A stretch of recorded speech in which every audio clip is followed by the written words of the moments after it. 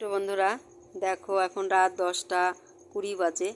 আমি কাজ করছি, মোচা কাটছি।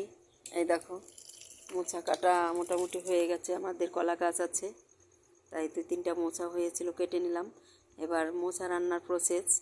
মোচা কাটলাম, সঙ্গে একটু আলু কেটে নিলাম।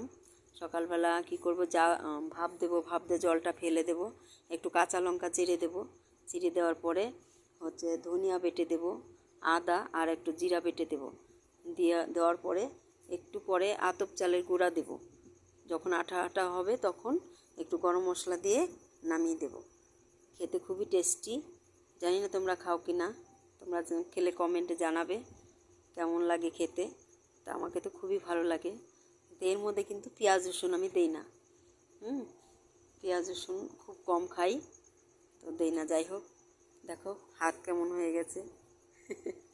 তো ভালো থাকো সবাই। Good night.